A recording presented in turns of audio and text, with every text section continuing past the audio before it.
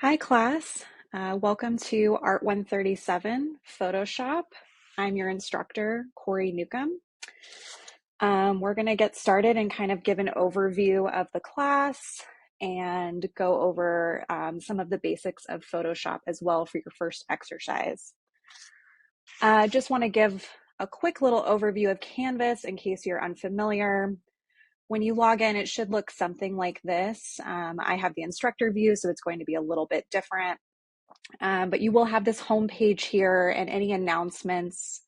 I think it shows at least like the first 3 recent ones will show up at the top. And I will be sending announcements fairly regularly throughout the course to remind both my in-person students and my online students when assignments are due, when modules have been posted, any updates that have been made, etc.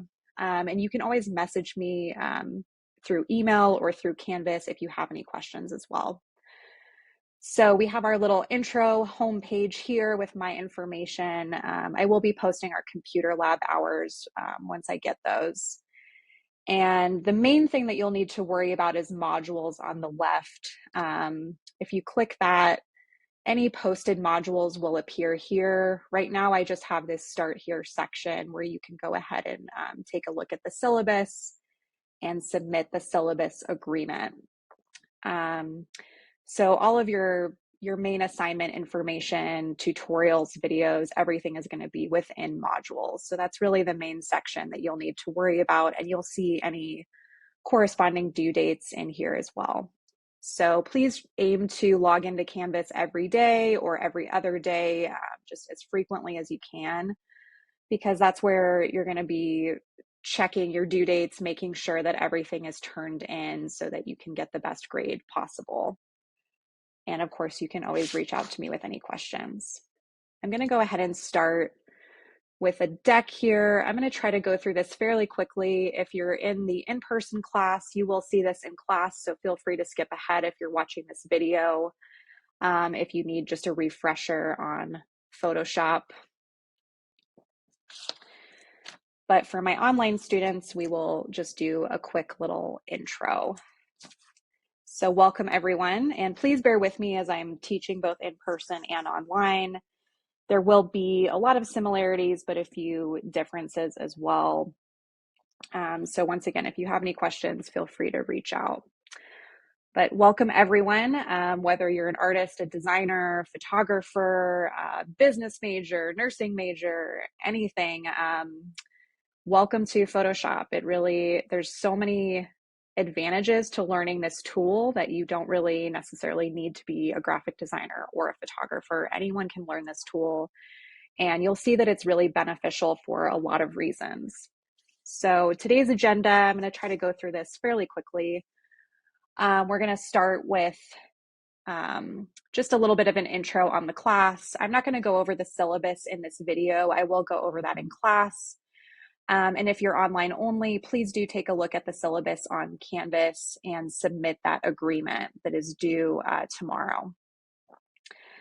And that's just a quick little button that you need to press. And we did just go over a little bit of Canvas.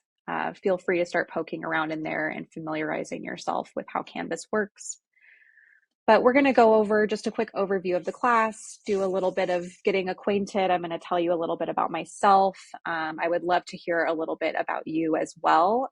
If you're online, I'll have you submit just a couple of sentences, which is optional, to kind of share a little bit about why you're taking the class.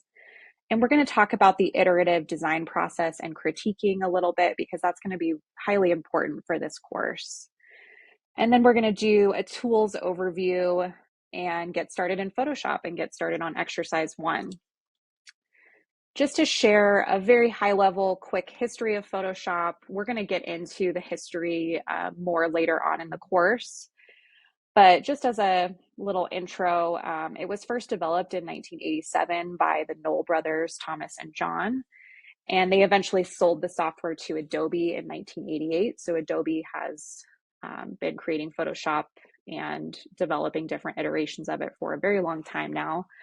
But it was initially developed to take real images and break them down into units called pixels, which we're going to work with a lot in this class. And pixels are basically these tiny little squares that build up the digital image within Photoshop.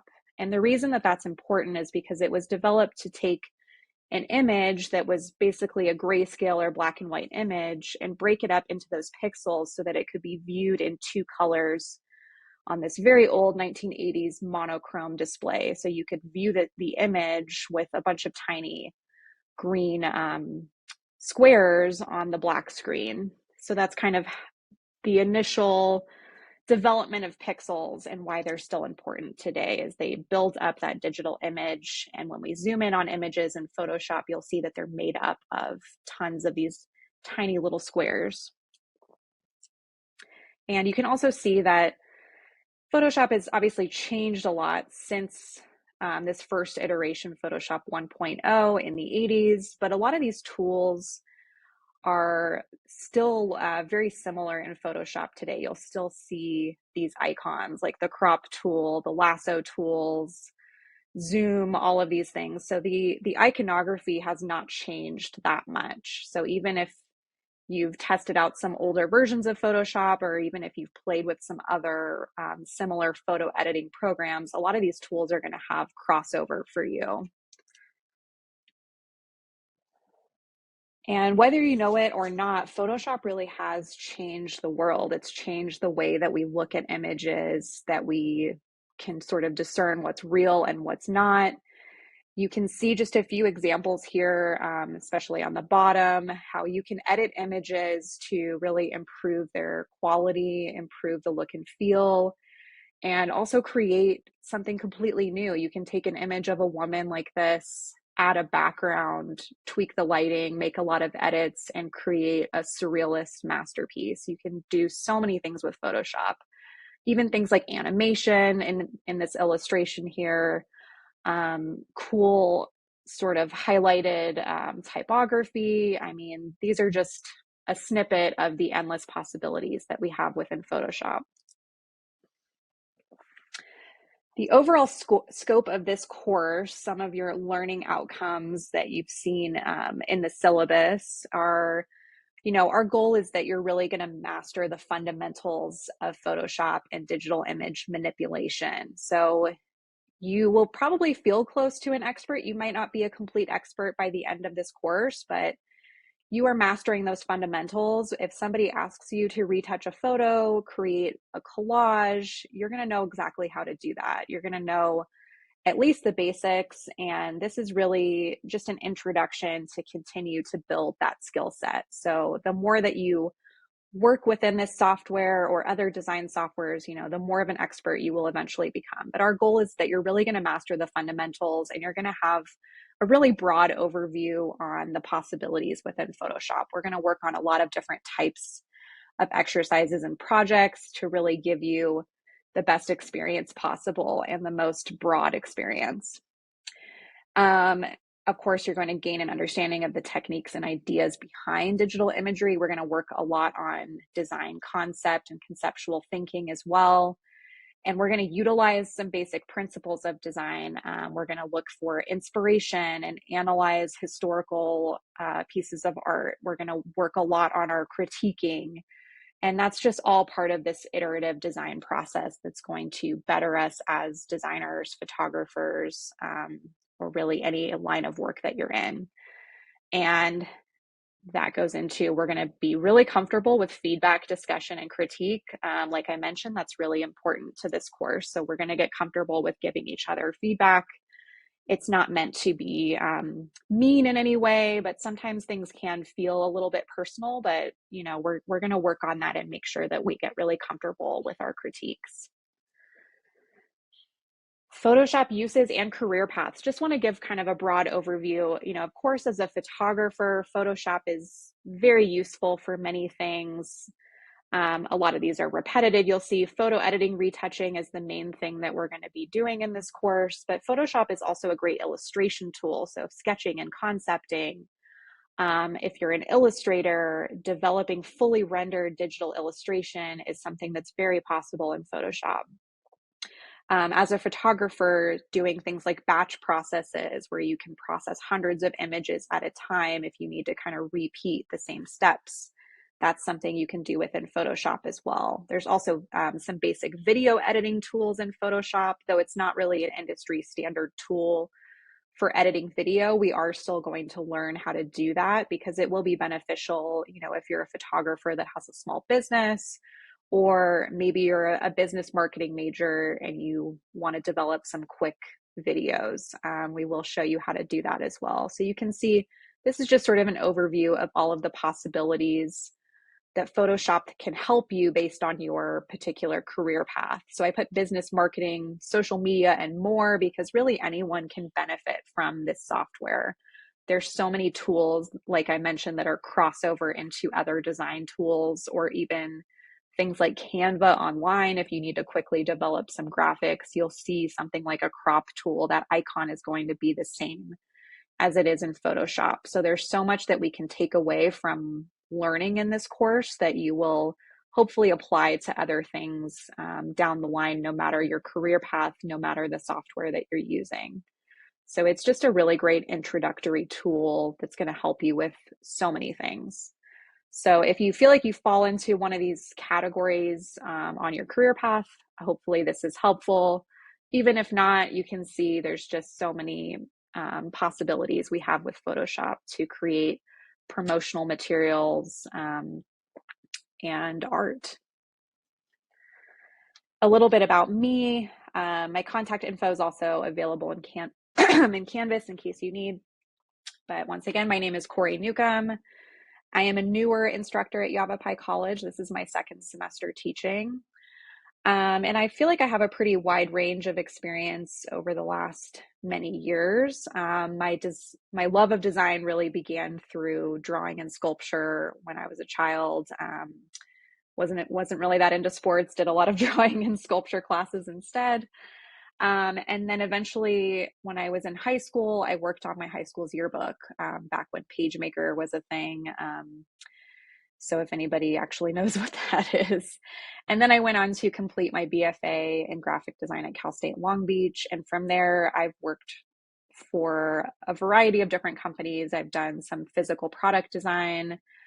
I've done packaging design, branding, and currently I'm doing user interface and experience design for a small company called Rafter. So I'm going to go over this quickly, but just kind of a brief overview of some of the work that I've done. Definitely used Photoshop for some of these things, including editing these final product images. So this was a company I worked for called Ore Originals, where I did a lot of pattern design. That was more using Adobe Illustrator, but pattern design is another thing that you can definitely do in Photoshop if you are curious. And I designed a lot of things like coffee mugs, organizational office products like that wall calendar and those boxes, product design for children, for pets, so things like bowls and dishware. This is just sort of a little snippet of things that I did for Ore Originals.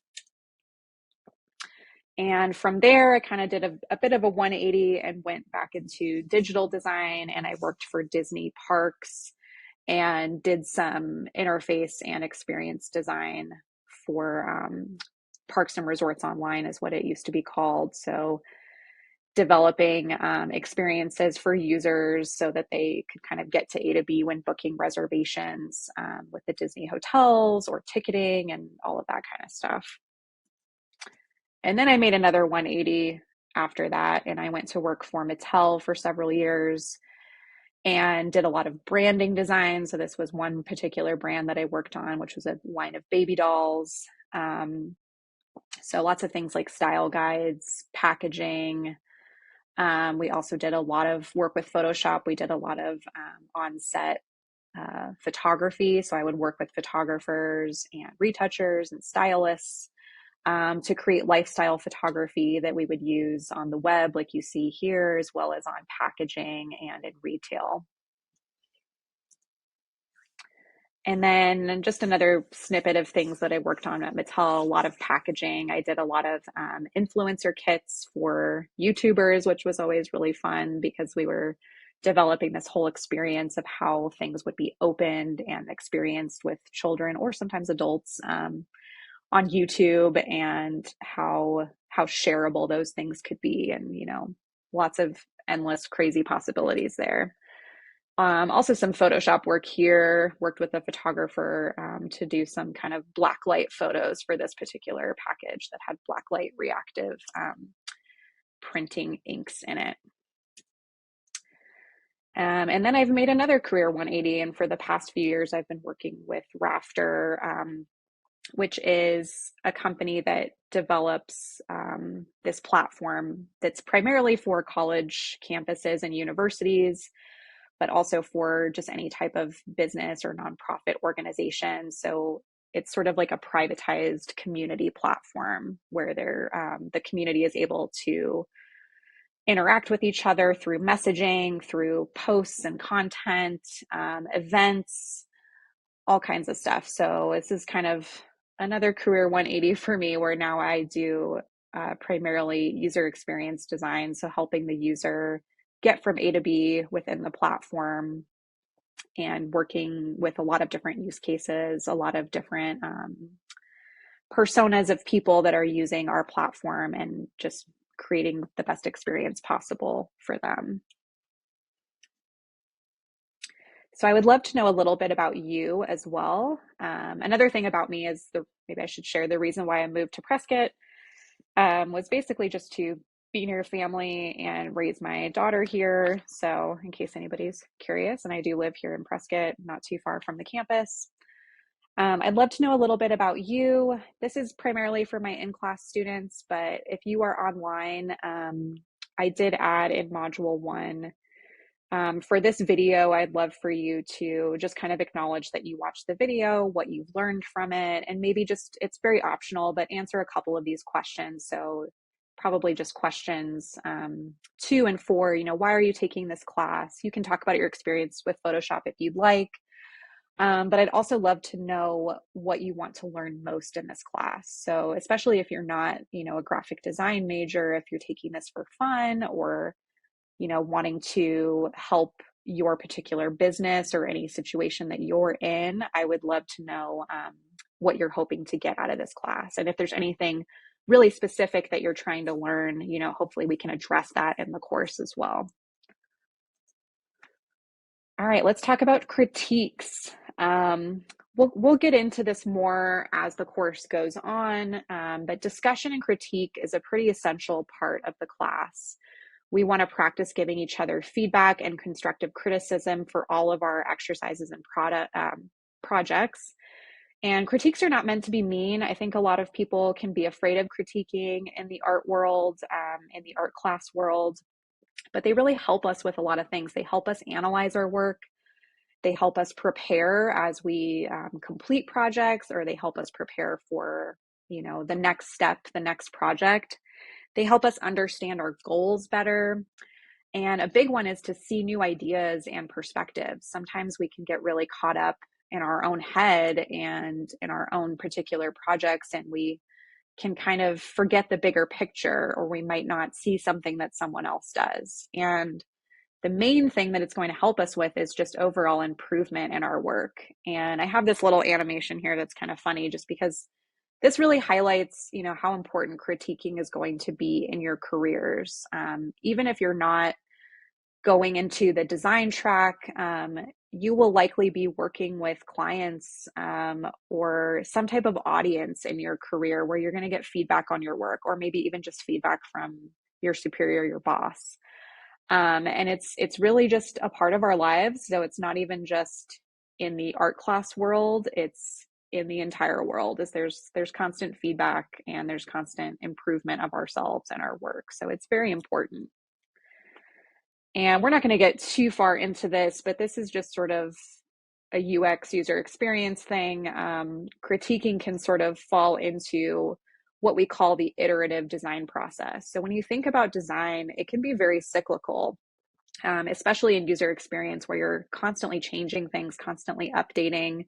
It's a little bit different in our course because, of course, we have due dates. We're going to turn things in, but you're always welcome to go back to projects and keep improving them on your own time. And there will be opportunities in this course in particular where we're going to go back to previous projects and bring them into the current project. So there's going to be like some collages and things where we might go back to a previous project and bring like a label that we've designed into a new project.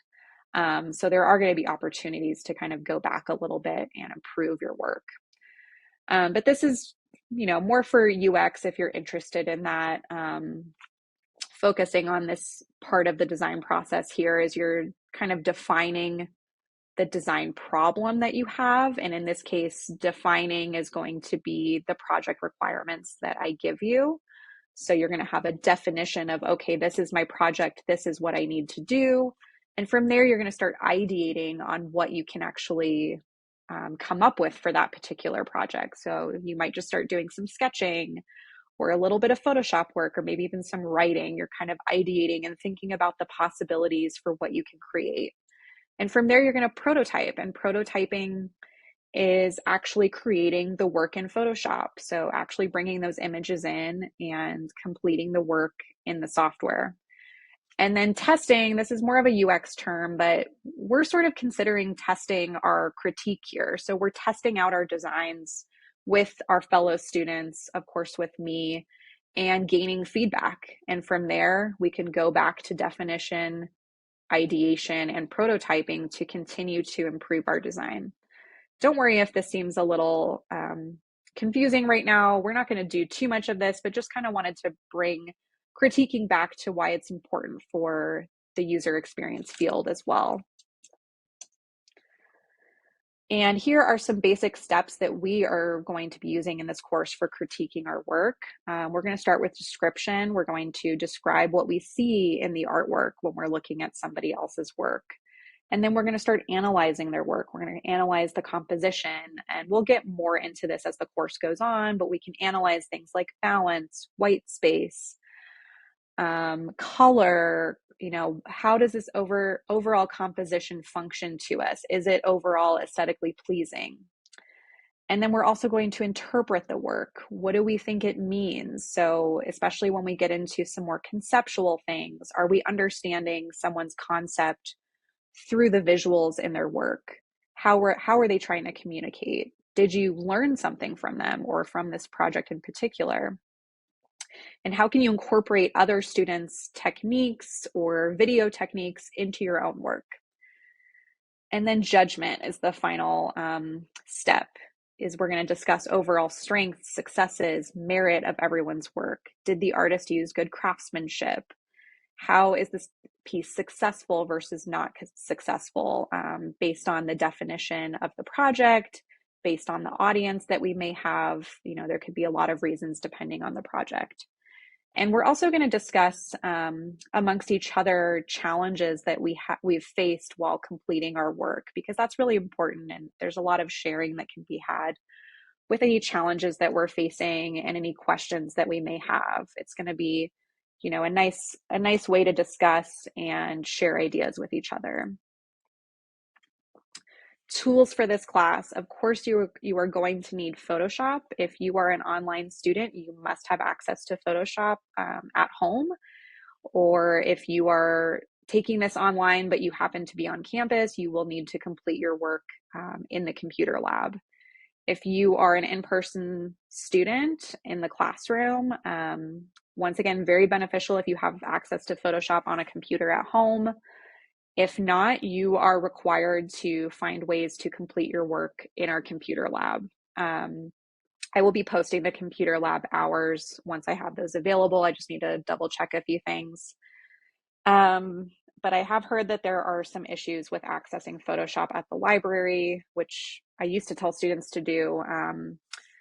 So I'm just going to advise everybody to come to our classroom to work on those computers until I can figure out if there's any other solutions. But you must have access to Photoshop in some way. So if you cannot make the schedule of the computer lab work for you, then you will need to figure out a computer at home.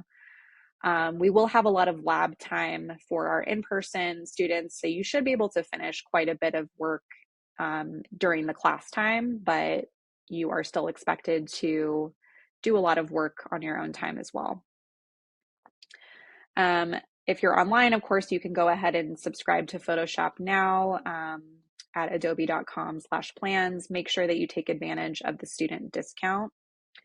Photoshop Elements or the iPad version of Photoshop is not acceptable for this course. So you are free to use the iPad version if you have an iPad, if you have a stylus that you want to do some drawing on. Feel free to play around with that, but eventually you will need to bring that work into the computer and you will be turning in PSD files. I'm also going to require for my in-person students a USB flash drive. I'm recommending 128 gigabytes or more to save and organize your files. We will not be using Adobe Creative Cloud for the in-person portion of the class. You're free to do that online. If you're an online student, I'm expecting you to organize your files accordingly because you will be required to obviously turn in a lot of files. You will be required to go back to previous projects. So organization is really key, and we're going to talk about that a little bit as well. And you are free to use Creative Cloud as an online student. However, organization works best for you. But my in-person students, we are not going to be using Creative Cloud just because it doesn't work super well with the YC system on those computers. So keep that in mind. You will need to use some type of flash drive or hard drive. Additional tools, sketchbook, paper, and a pen or pencil is always helpful. There will be a few assignments where we might have to turn in actual sketches or like a photo of sketches. So keep that in mind. Always bring that with you to class because there will be instances where I ask you to sketch something out. We will also be making sure to use royalty-free images. So these are just a few examples. Unsplash and Pexels are websites that you can download royalty-free images for free. You can also check and see if you can get a free trial of Adobe Stock, but I believe it does have a monthly fee. But if you already have that or you want to just try it out, feel free to use Adobe Stock images as well. Also, youtube.com/Photoshop is a very helpful channel for any supplemental help or really just searching Google or YouTube for any particular Photoshop tutorials that you may need. But of course, we're going to be providing most of that for you.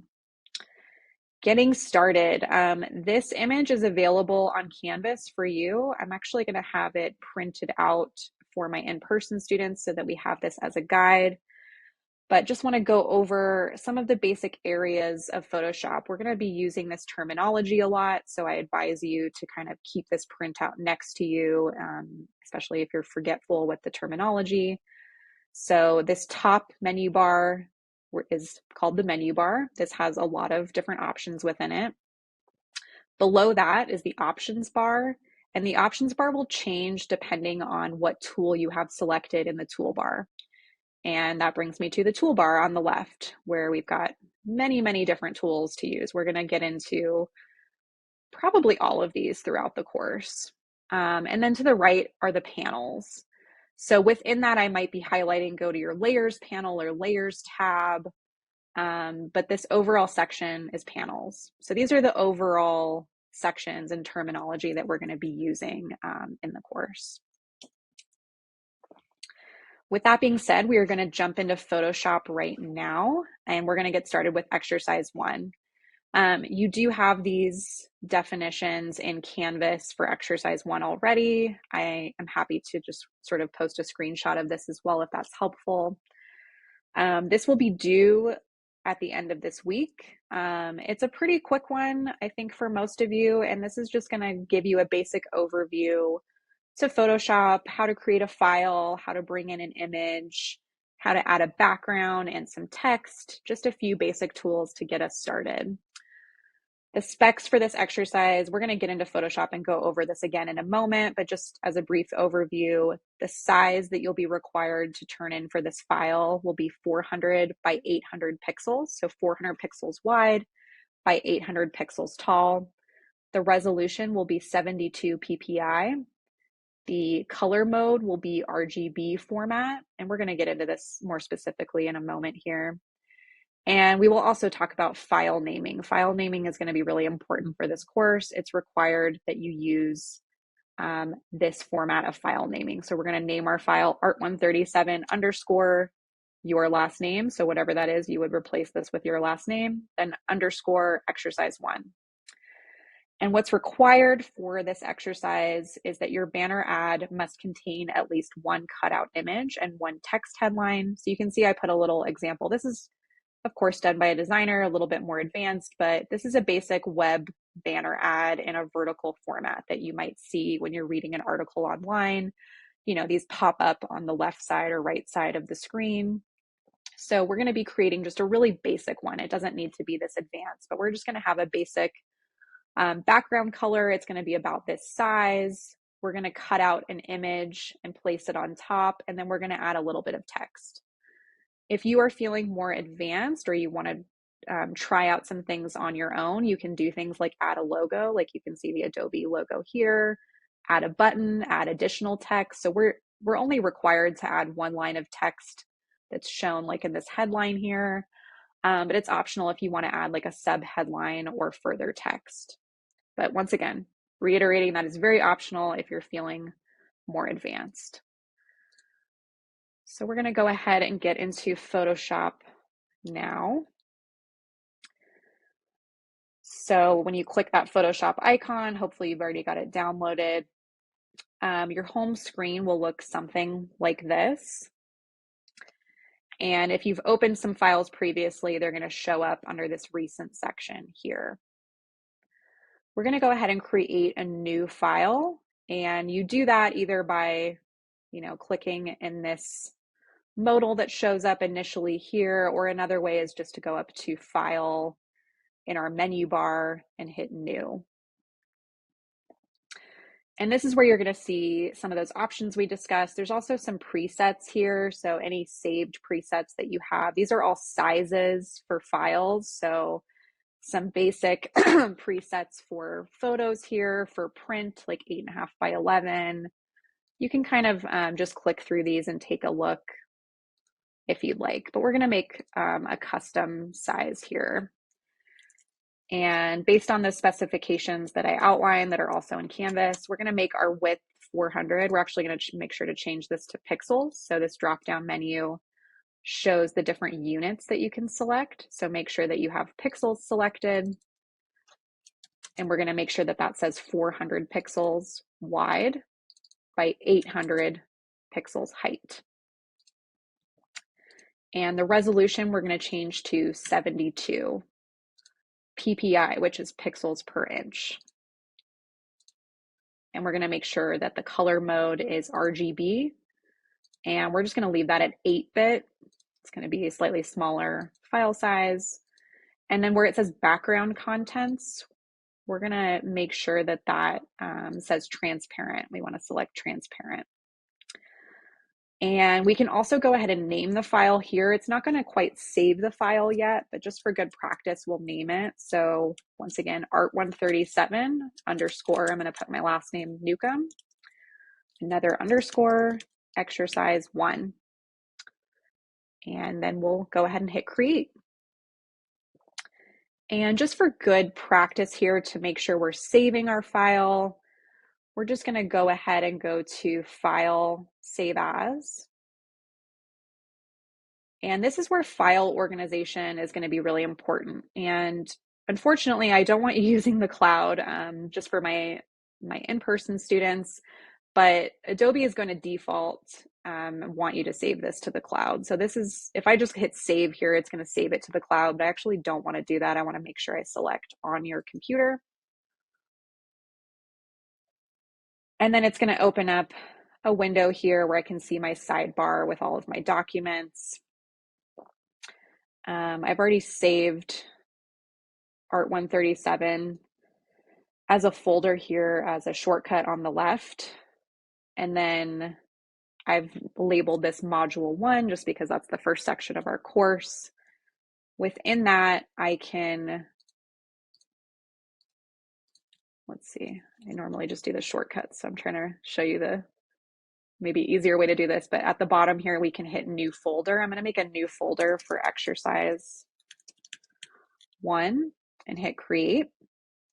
And I'm just going to save this file in here because I've already added that naming convention. It's already showing that here at the top, but in case you didn't do that, you can change the name here at the top. It might say untitled if you haven't named it yet. So within that folder, exercise 1, just making sure I have everything labeled really clearly so that I can find it later. I'm just going to go ahead and hit save.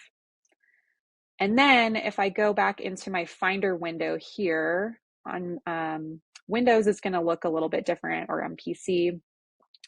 But there's a similar kind of little folder icon where you can take a look at your hard drive on Windows. So if I go in, I'm not in Photoshop anymore, I'm now in Finder. I just want to double check my file organization. So as I mentioned, file organization is just super important for this course. So you can see I've saved a couple of shortcuts here for my spring class and my fall class. You also just want to make sure that whatever you're saving is either in your documents, or if you have plugged in a flash drive or a hard drive, it's also going to show up in this sidebar, probably down here. Wherever you're saving it, I just want you to make sure that you're creating folders for each exercise and project. So you don't have to organize it exactly this way, but you'll thank me later. It's going to be really important to keep all of this stuff organized, because you don't want your files to look something like your downloads folder where you've just got a bunch of things with different names and you don't exactly know how things are named. We want to make sure that we stay organized because, like I mentioned, we're always going to have to go back in and access these things. So within Module 1, I created that Exercise 1 folder. I'm also going to go ahead and create another new folder for Project 1, just to have that for later. And then within Exercise 1, I can also create a separate folder called Images. So this is where I could save my royalty-free images that I want to use for this exercise. Okay, so I've turned off my camera just to make sure we have full visibility to Photoshop when we get in there. But once again, file organization, I will keep emphasizing it. I cannot emphasize it enough. It is super, super important. So we now have this file, or this folder, that says Exercise 1. We have the PSD file, even though we haven't really done any work to it yet, it's saved within that folder. And then we have an images folder where we can save any images that I'm going to use for this exercise. So step 1 is grabbing an image to use. We're going to go back to Chrome or whatever browser you are using. I'm going to go to unsplash.com. Like I mentioned in my deck earlier, Unsplash, Pexels, Adobe Stock, if there's another stock service that you subscribe to, we just want to make sure that we're using royalty-free images in our work. We don't want to be stealing anyone's work. So I'm just going to go ahead and search for running shoes. I'm going to do like a running shoe little banner ad. And I encourage you to kind of challenge yourself a little bit with the image. There's going to be some images like this that are maybe even on a white background that, you know, are going to be a little bit easier for you to clip that image out of its background. That's what we're going to be doing here. This might be sort of challenging, but I challenge you to find something maybe like like this one with the leaves that has you know, something going on in the background that's going to be a little more challenging, but it's totally up to you. I'm going to choose this image here of these running shoes, and you can, you know, zoom in, you can click the image to view it larger, or you can just hit this little arrow to download the image. And on both Mac and PC, when you download an image like that, it's usually just going to save it directly to your downloads folder. There should be something similar if you're on a PC. And you can see it has this kind of crazy name. This is why, once again, why file organization is so important, because especially when we're downloading images from something like Unsplash, there's going to be, you know, really long names for these images that we're not necessarily going to remember if we're searching for them in a huge folder of images like this. So I'm just going to go ahead and drag this to my shortcut to move it right there. And then I'm just going to drag it again to move it into module 1 and then exercise 1 and into my images folder there. You can also right click or control click if you don't have the right click available on Mac, and you can copy or cut and paste the file that way as well into whatever location you need. So now I've got the image in the location that I need it. I could rename it if I want to, but I'll just go ahead and leave it as is.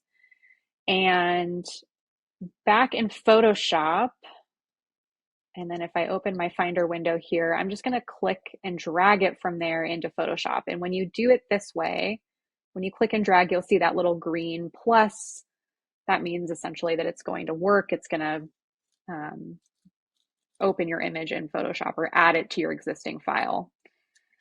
Just to quickly show, if you do it a different way, if you decide to go open with, it should be similar on a PC. If you right click on the file and do it that way, it's going to do something different that we don't necessarily want. So it's going to open the full image in Photoshop. But what we want to do is drag it into our existing document, because we've created this, what's called an artboard, with this size of 400 by 800 pixels.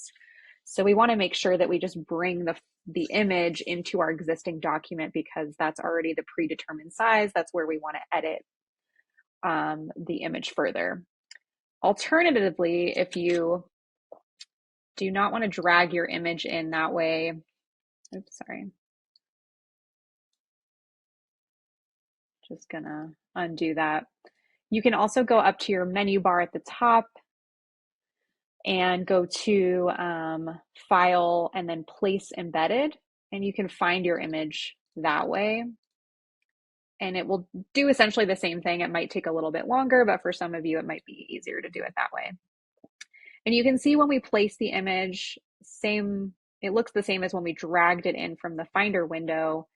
It's got these toggles and sort of this box around the image. And you can still adjust the size and move it around later, but if you want to just go ahead and get started, you can start dragging these. And if you just drag in the corners, it will do what's called constraining the proportions of the image, which basically means as you resize it, it's constraining the width and the height. So it's not distorting your image in any way. Photoshop now does this by default. You used to have to hold Shift to do this. So in case this isn't working, you might want to try holding Shift. And in other types of software, you do need to hold Shift in order to constrain proportions. So I actually find it kind of annoying that Photoshop has now made this default. But anyways, if you just drag one of the corners like so, as I'm doing here, you can see you can resize the image, make it larger or smaller within your artboard. And you can also just sort of click anywhere on the image, click and drag to move it around. So feel free to start practicing this, especially if this is very new to you and might feel really strange. Just try to, practice it and get really comfortable with doing these things, because this is going to be something that you do a lot in Photoshop.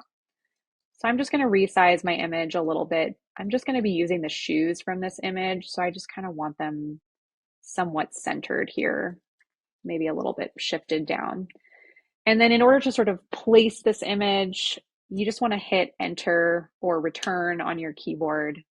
And now it's placed it. And you can see in the panels on the right, Layers tab should be default here. You can see this has that image name, and it's placed it as an image layer within your file. So this is where all of your image or all of your layers will show up, whether they're images, text, shapes, anything that you're creating in Photoshop, it's going to show up here as a layer. Okay, so now we have our image placed. I actually want to adjust the view of this so that it might default for you to kind of have this artboard a little bit zoomed out. So there's a few things you can do here. You can see the toolbar on the left. We're going to go over some of these tools today. Towards the bottom, you can hover over this little search kind of icon, like magnifying glass icon. You can really hover over any of the tools, and Photoshop is great at just telling you exactly what that does. So I can hover over the zoom tool here, and this is how I can zoom in, and you'll see that my cursor has changed to this little magnifying glass, and you can zoom in. Another great thing you can do is go up to the top menu bar, select View, And you can do fit on screen. You can select fit on screen, which just, you can see if I zoom out and do that again, view, and then fit on screen, or Command O, or sorry, Command 0. That's the shortcut for that. You'll see that that just automatically fits the entire artboard onto my screen. That's a really great thing to do, especially after you've been zooming in and out, working on a project, just to kind of get an overall picture of, okay, this is what this looks like. It's going to fit it on my screen so I can view everything. So we've just changed the view here, and let's go over some of the tools in the toolbar here. I'm just going to kind of move my toolbar up here. You can always click and drag to move the toolbar around if you need to. When you open Photoshop, it should default to this move tool, and move tool, you can hover over it. It does exactly what it says it does. It's the tool to just sort of move things around. And if you click and hold on any of these menus, they're all going to open up these little sub menus or context menus that have additional tools. We're not going to be using the artboard tool often in this class. So if that's selected, go ahead and just make sure move tool is selected. You can also just click and hold any of these other ones to view the additional tools, but hopefully yours is going to default to view something like this. So feel free to start exploring that, and you can start selecting these tools, and as you select them, you'll see that that options bar changes at the top, like I mentioned before. So with move tool, you can see I have a few options here at the top. If I select the rectangular marquee tool, you can see that that changes. So move tool is great. Go ahead and start playing around with that to move your image around and get the sort of general placement that you would like. Of course, you can adjust this more later. And we're going to start by using a quick tool to select objects within this image. So if you go back to your toolbar, you can hover over these to make sure you're selecting the right one. We're going to select Object Selection Tool, which is W as the shortcut on your keyboard, or it looks like this little cursor over a box in the toolbar. So we're going to select that. And if it's not automatically defaulting to that, it might be defaulting to Quick Selection Tool or Magic Wand. Just go ahead and click and hold that tool and make sure that Object Selection, that first one, is selected. And you can see that now my cursor has changed to this little like cross icon with a box. And this was pretty quick how this just loaded up, but you might see, as I mentioned, when you select these tools, your options bar changes at the top. So when I have the object selection tool selected, it should look something like this. And if it's still loading, because this is using a lot of processing power to identify objects automatically for you, this is some fancy AI within the Photoshop software, you might see this little arrow icon moving, and that just means that it's kind of loading up what it's able to find for you. So if you see that moving, just wait for a moment. It shouldn't take longer than a minute or two to stop moving. And then when you start hovering over, so don't click anything yet, but just hover over some objects in your image, like this hand, the shoes, you'll see that there should be a pink or some type of color kind of shading that appears over those objects. So this is just Photoshop automatically detecting objects for you. So you can see I'm hovering over, I'm not clicking on anything yet. I'm just kind of exploring to see what Photoshop is able to select for me. I'm going to go ahead and start by selecting this shoe on the right here by just clicking. And you can see when I click, I'll zoom in to show you. When I click, there is something called a lasso that is appearing around that object in the image now. And it sort of looks like a little dashed line that's moving, sort of like it's like a white dashed line. It can also be described as ants marching along the line. So you should see that. And that just means that there's now a selection that has been made. We haven't created a mask or anything yet, but we've made a selection around this object. So you should see that when you click on an object in your image. And if you want to add more to this selection before you do something with it, you can go back up to the options panel here and just make sure that this second little button in this area is selected. So you can hover over them. You can see when I hover over that first one, it says new selection. And this second option says add to selection. So when that's highlighted, you can see it has like this gray box around it. That means that whatever other object I click on is going to add that object to my existing selection. So you can see what I mean here. If I select the second shoe, you can see that now that lasso or that selection, the ants marching on a line, that little dash line is now encircling both of the shoes. So I've added to my selection. And that's a pretty good start for what I want to do with this image. So I'm going to actually create a mask with this selection now. So if I go back into the panels on the right, into the layers panel, you can see there's some options below. So just make sure that your layer is selected. It will have, you should only have one layer, so it should be automatically selected, but you'll see this sort of light gray shading around it, and that means that you are on that selected layer. And we're going to hover over this little icon here. You might not see, oh, you can't see when I hover. You can see when you hover over it, it should say add layer mask. You can just go ahead and click that after you've made your selection. And now what we've done is we've masked our image. So this is a form of non-destructive editing.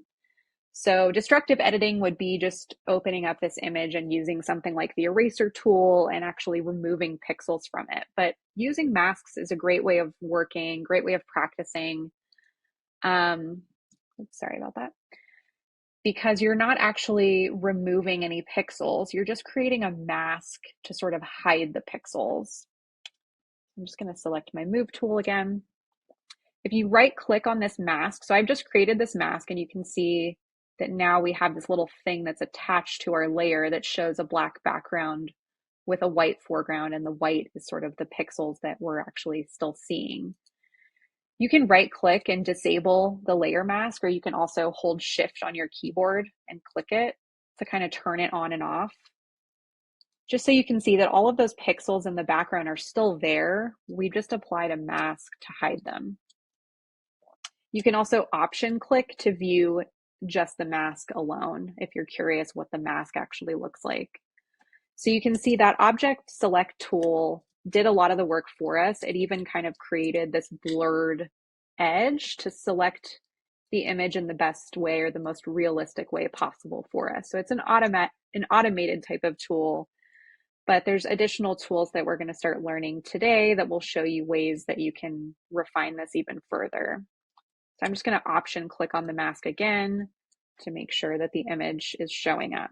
And I'm going to hit Command 0 to view my entire banner ad again. So say that, you know, your selection using that object selection tool was not perfect. We want to make some further adjustments. We're going to learn another selection tool right now. So you can see that part of the background was selected here because that tool is using, you know, Photoshop's artificial intelligence. It's not perfect. Nothing is going to be as perfect as a human. So we can do some further refinement here. So one tool that we're going to learn today is called the polygonal lasso tool. We're going to be using this tool a lot in our first project as well. If that's not showing up, it might show the lasso tool or magnetic lasso. Just go ahead and click and hold to open this little context menu and make sure that polygonal lasso tool is selected. And you can see that now my cursor changes to this little tiny cursor with a little polygon icon. And I'm going to zoom in pretty closely and I'm going to try to select this brown area that's from the background of the image and make sure that your mask is selected here. So if you look back in the layers panel on the right, when you see this little white box around the layer, that means it's selecting the image, but I just want to make sure that I'm working on the mask here because I'm editing the mask, not the image. And using my polygonal lasso tool, I'm just going to make a click. And I just made one click, and now when I hover, I'm not clicking anything right now, but I'm just hovering around. You can see that the polygonal lasso tool sort of wants me to create a shape and complete this shape. So from there, I can just sort of move my cursor around and make a few more clicks. And you can get as precise as you would like to get with this around the pixels. You can zoom in more. But I'm just making a few little clicks to kind of trace around this area that I want to remove. And as I'm up here, I don't need to be as precise because there's no pixels here. So I'm just kind of finishing out the shape. So I'm just clicking around back to that initial place that I clicked. And you can see when I hover over that initial spot that I clicked, my polygonal lasso cursor changes where it has a little circle. And that just means that when I make this click, it's going to complete the selection. And you see now I have another selection. So anytime a selection is made in Photoshop, it's going to show you those marching ants, that dashed line. So you can see I've used the polygonal lasso tool to complete my selection. I've made a shape around these pixels that I will now remove. So with that selected, just leaving that as is, making sure once again in the layers panel that I have my mask selected. I'm now going to choose a different tool. I'm going to choose the brush tool on my toolbar. It's sort of just a few below from the polygonal lasso tool. You can also just quickly hit B on your keyboard to select it. Once again, if it's not showing up, just hold and click and make sure that just that default regular brush tool, that first option, is selected. And it basically just looks like a paintbrush. You can see now my cursor has changed to this crazy looking thing because this is a brush that I had selected before, but I want to go up to my options panel at the top. Next to that brush icon, there should be like a little circle icon or something that looks like my screen that might have something crazy because I have an artistic brush that's already been selected. I just want to go ahead and select a basic brush. So you should be able to just scroll to the top and there's something up there that looks like this, general brushes. You can really select probably one of these first two. And we'll get more into adjusting hardness and things like that later, but the size of the brush doesn't matter a ton right now, but in case yours looks like this, where it's just, huge, you might want to just click and drag to make this size smaller. I'll just keep mine around 30 pixels. And we're going to use the brush to just remove these pixels or sort of hide the pixels on the mask. So without clicking anything first, we're going to make sure that these colors here, these are like the little swatches within our toolbar. When we're working on masks, we always want to make sure that these two colors show black and white, and it should default to that, especially if you've never opened Photoshop before. So just make sure that black is on top, and you can just hit this little arrow icon to toggle between. So you can see as I click that, it just moves to either white on top or black on top. But black is essentially going to remove pixels. So you can see now that I'm clicking in this area, it's hiding those pixels. And I can just make a few clicks and it's only going to apply this brush to the area that's been selected. So I'll just kind of do a little Command Z to go back to show you that again. With that selection that I made using the polygonal lasso tool, then I selected the brush tool, making sure that black and white are defaulted here. If they're not, you can just click this little icon to the left here and it should change those swatches to black and white. And just making sure that that black square is on top. We are now using the paintbrush to hide these pixels within that selected area. And then I can just go to the top of the toolbar and hit the move tool again because I'm just done using the brush tool. And in order to kind of deselect, now that I've, hidden those pixels, I don't necessarily need this selection anymore. I can just go up to my menu bar, up to where it says select and hit deselect. Alternatively, you can hit Command D on the keyboard on a Mac as the shortcut to deselect that. And now I'm going to hit Command 0 or go to view fit on screen again, just to sort of zoom out and view my overall banner ad once again. So I'm just showing you one quick way of hiding pixels within the mask.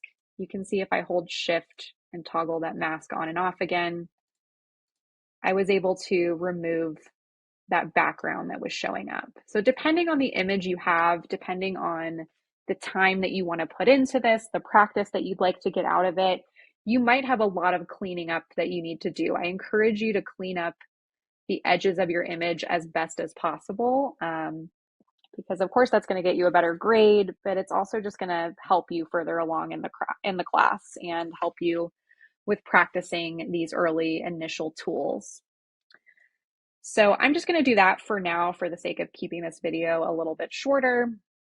Another thing that we can do is actually right click on this mask, or if you're on a Mac that does not have a right click, do a little hold control on your keyboard and click. But if you right click just directly on that mask, there's a little options menu that opens here. And I'm going to go ahead and hit select and mask. This is just another quick tool that I wanted to show you that you can kind of play around with. So especially if you need to kind of feather the edges of your selection, if you've got something with hair or something kind of soft, you could play around with this edge detection.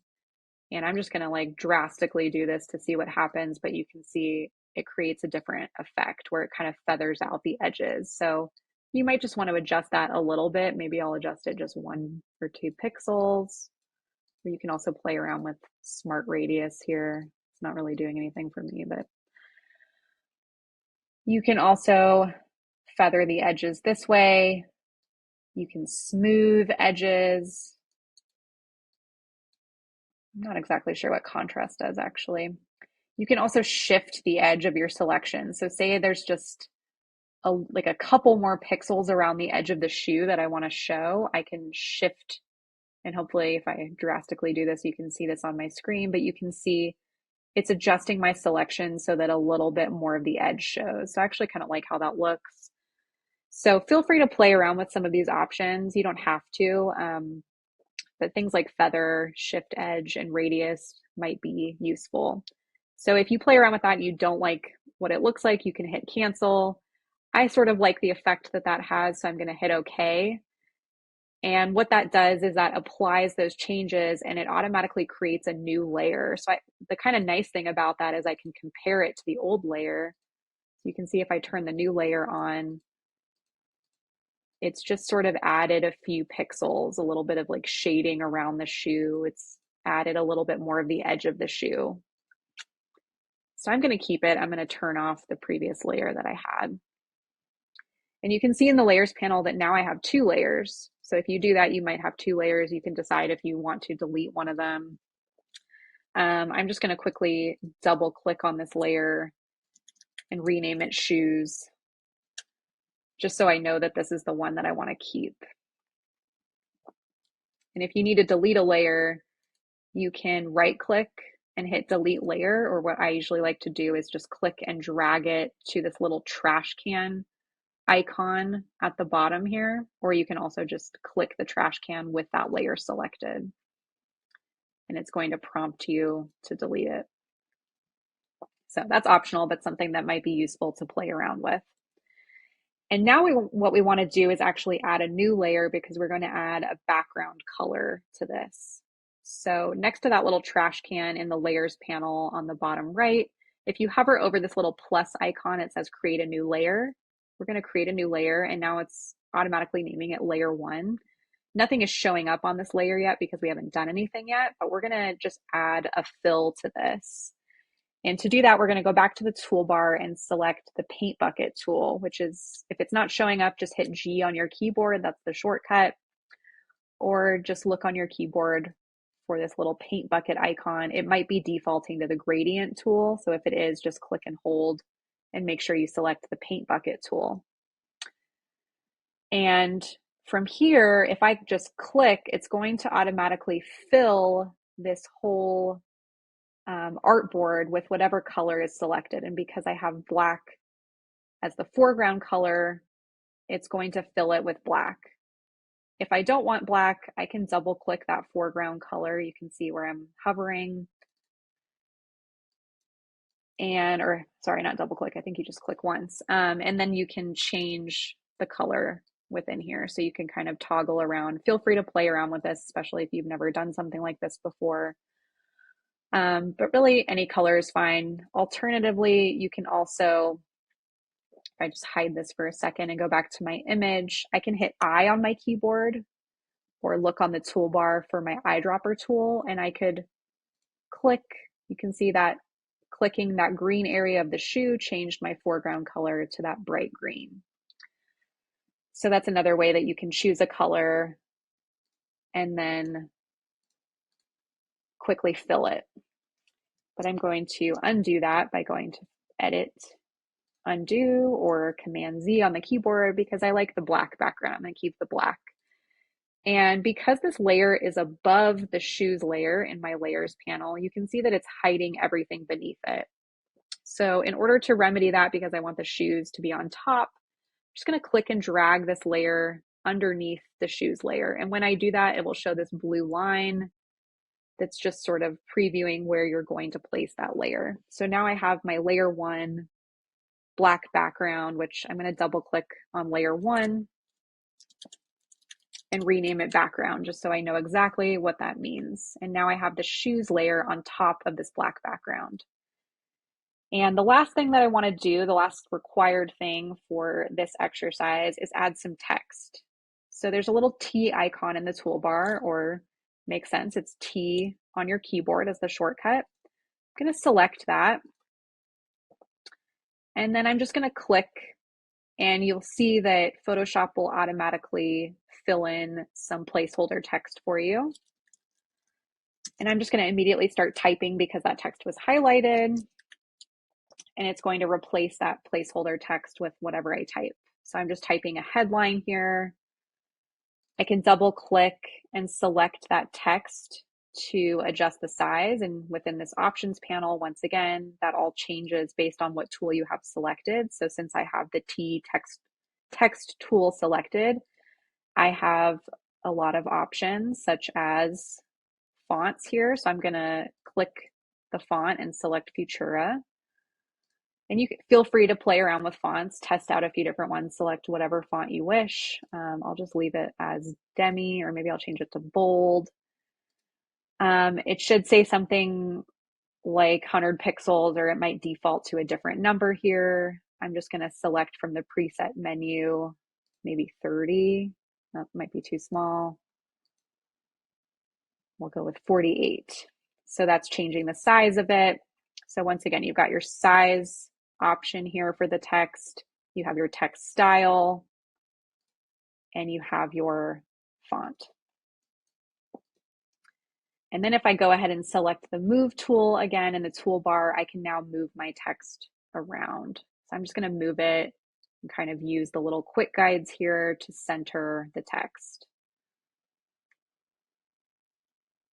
And then maybe we'll move our shoes down a little bit.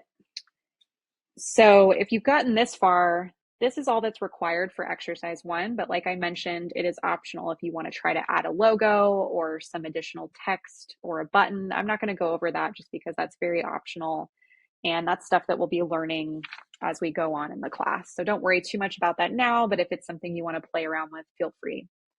I'm also just going to save this just as good practice because we don't have autosave in Photoshop. So I'm just going to go ahead and go File, Save, or it's Command S as the shortcut.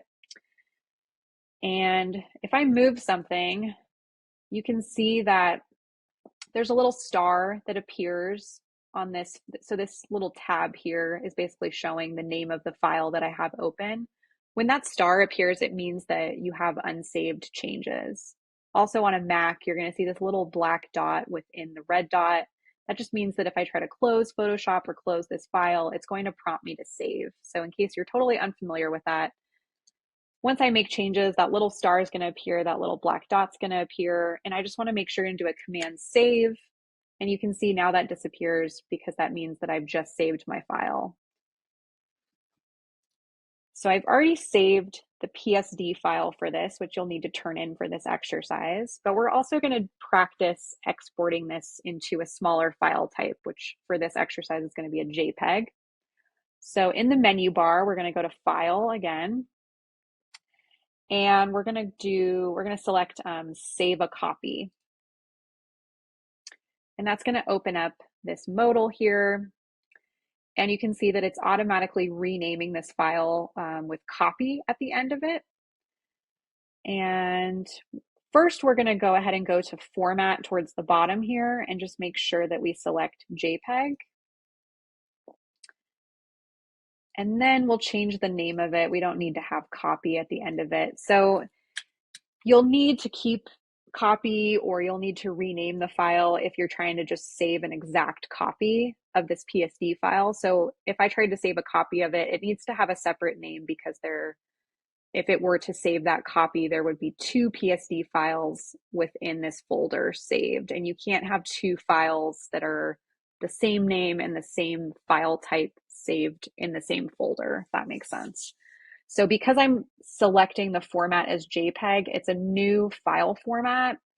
So because of that, I can save this file with the exact same name as the PSD file. So go ahead and do that. So just make sure you've selected JPEG and you remove copy at the end of your file name. So it should just be named art137 underscore your last name underscore exercise one.